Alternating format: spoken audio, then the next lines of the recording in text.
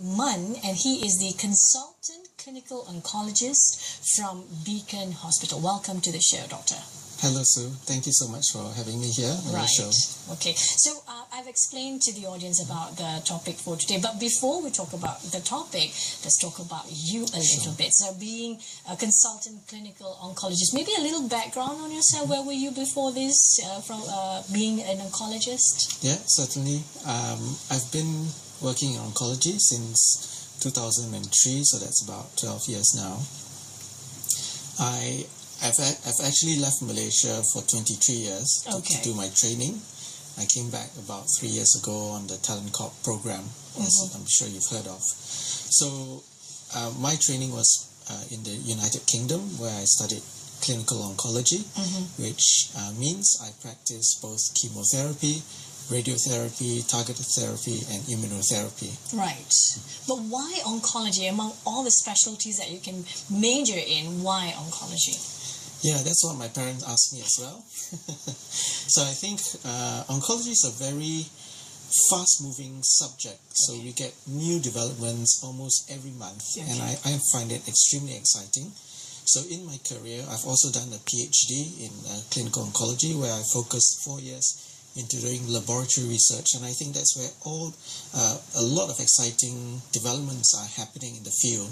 We're getting more and more intelligent in being able to find out what's wrong with the tumor and how to target bits of the tumor without affecting the normal cells. I think we'll be able to talk about that in a little bit more detail. Okay.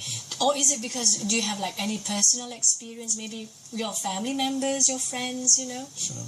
So on a personal note, I think most people, if you speak to them, know someone or family member who's been affected by cancer. In my family, it's no different. Both my parents, unfortunately, succumbed to the disease. Really? I'm so sorry. That's okay. Okay. And that motivated me as a young doctor to try and find ways of treating this disease and curing the people who can be cured. Okay, right. So going to the lung cancer, the topic for today, we're going straight into lung cancer because it also, instead of affecting only the smokers, you found out that it also affects the non-smokers as well. Absolutely, yeah. What would be, I mean, to me, it's really intriguing to find out this kind of numbers because for myself, you know, I take care of myself, I don't drink, I don't smoke, you know, I try and live a healthy life, try and eat healthily. But to know that you are part of the numbers that you could get lung cancer as well, that really, you know, sometimes it really, what do you call that? It makes me feel that whatever I've done so far doesn't mean anything. May not protect you. Yeah. Especially avoiding smoking. True. I think that's absolutely right. I think the first thing to say, lung cancer is a very big problem in Malaysia. Okay. It's the most common cancer among men, and it's the third most common cancer overall. Okay. So these translate into very large numbers of patients being diagnosed every year. A significant proportion of patients actually don't smoke. Yeah, okay. So up to 40 to 50% of our patients in my practice have never smoked. That's 50%. That's half of the patients. Wow, okay. Right. So with that numbers, what does it tell you? So we don't entirely understand the reasons behind this group of patients getting cancer, but we know that there may be some factors that play a role. One is secondhand smoke. Okay, right. And secondhand smoke can, as per normal smokers, affect people in the surrounding vicinities. So I think that's quite topical as the Malaysian government is planning to ban smoking in restaurants and public places. The other thing is pollution. So there is some evidence, although it's not perhaps conclusive, that the pollution in the air, the concentration of particulate matter per million can be associated with a rising incidence of lung cancer. And this is a study published looking at over a few 100,000 patients in Europe. Right. And the last factor is a mutational factor. So what that means of the cells within your body. Okay.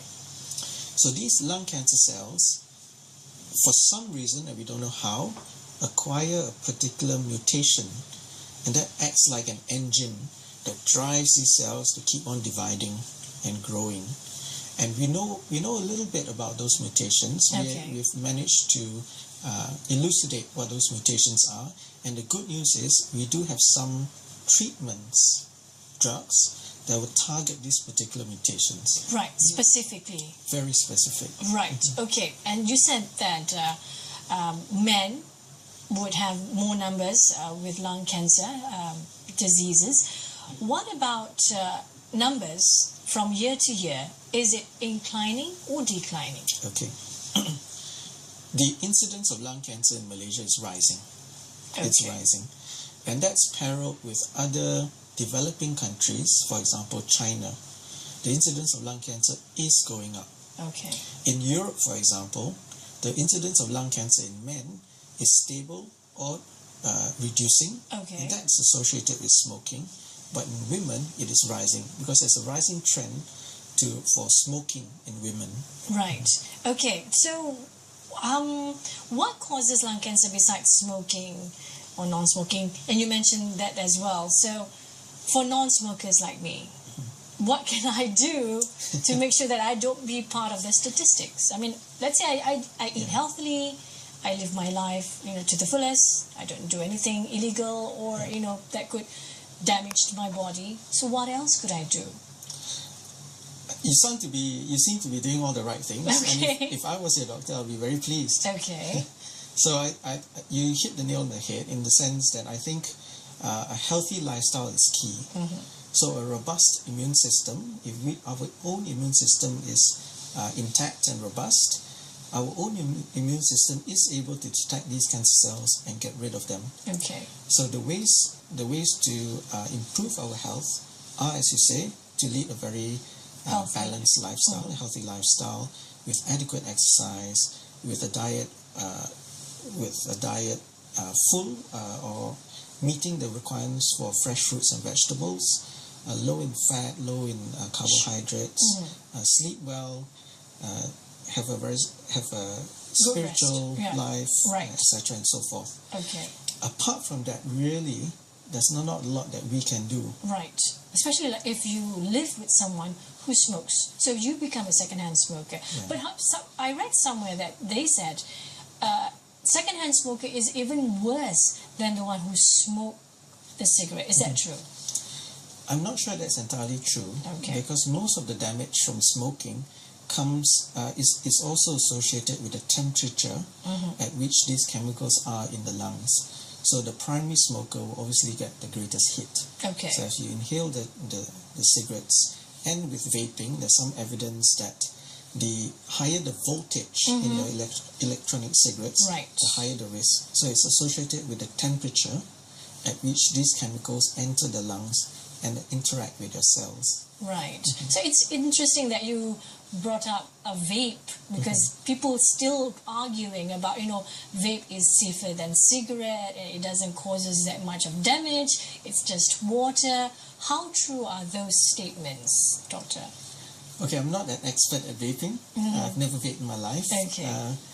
But from the evidence that we see, there is some association between vaping and respiratory diseases or lung diseases. Not only smoking, but also chronic lung damage as well as chronic infections. The content of the vaping liquids vary quite significantly between companies, manufacturers, so forth. So really it's these chemicals that color your vaping or add flavoring to your vaping which are the ones which potentially will cause damage to the lungs or cancer. Okay. As I mentioned, it's also associated with the temperature or the voltage at which these e-cigarettes are sold. I think the controversy arises because we don't have long-term follow-up or long-term data from vaping, because cancers can arise not only within the time period of the vaping, but also many years later. Right. 5 years later, 10 years later, 20 years later. Then you can see the effect of it. So it's still too soon for us to see the effect? Are you saying that? I think the long-term follow-up is not there. So I think if you followed up a group of patients who vaped for 20 years, for example, you will have the full amount of information. But what we know now is that even within this short period of time, we've seen a rise in vaping. There's an increase in the amount of cancer that we see. I see. Right. Okay. Now let's talk about cancer. For someone who doesn't know anything about cell, and I'm not medical student or things like that. So what happened to our cell, our healthy cell, when you are, when people say, especially doctor says that you have a cancer. So what actually happened with our cell? What makes it cancerous? Okay. So a cell, all the cells in our body have a function. It's like building a house. This brick in this wall stays within this wall. It doesn't move out of place. It doesn't become a window. It doesn't become the roof. It stays in place. Okay. When a particular cell decides to become a cancer, it acquires these signals to tell it to grow. Okay. So one brick becomes 2, becomes 3, becomes 10, becomes 100, 1,000, and so forth. So they just keep growing, and as they multiply, they spread to other parts of the body. Right. So from the lung, they may go to the brain, to the liver, and once these cells take over the body, that's when we get into trouble. We experience pain, it takes over our nutrition, it reduces our immune system, and so forth. Right. Some people take the analogy of a car. So if a car is moving along at a constant speed, that's fine. If it hits a traffic light, it's a brake. Stopped. Yeah. Cancer cells, in cancer cells, someone is pressing on the accelerator and has cut the brake. Right. So it just speeds. So it goes ahead and nothing can stop it. Okay. So how fast can a cancer cell spread itself? Cancer cells can be frighteningly fast. Really? Yes. So I've seen patients who are well 1 year, and within the next year, the cells have grown very, very rapidly. They spread to the brain and to the liver and to the lung. Okay. So I think that's how fast they can grow. And deterioration can happen over weeks or even months. Right. So the cause you mentioned one earlier is that the mutation of the cells. What about hereditary? Is that possible as well? In inheriting the chance to get cancer is a real possibility. However, with lung cancer, our particular topic today, it doesn't tend to be so much of an issue. Okay. The vast majority of lung cancers are caused by environmental factors. So the factors around you, the smoking, the vaping, the pollution, and so forth. I see. So that's it. So my next question would be, why would you like to have this topic? Lung cancer. Non-smokers could get lung cancer. So why do you want to highlight this topic so much to the public, Doctor? I think certainly I may be wrong, but the public perception I get from my patients, the general perception is that once a patient has developed lung cancer, really nothing can be done. Okay, so death sentence. It's a death sentence, especially if someone has stage 4 disease. The doctor should really tell the patient, to say their last goodbyes and to go home and just wait for their time.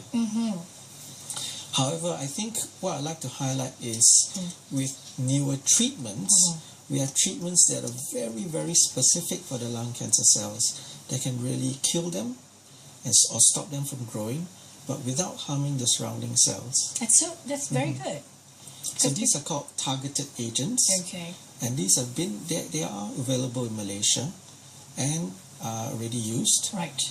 But perhaps not everyone is familiar that there's such a treatment these days. Right. Or probably we can speak about the treatment later because we need to go for a short break, Doctor. So stay tuned to Hello Malaysia if you really like to know more about lung cancer right here.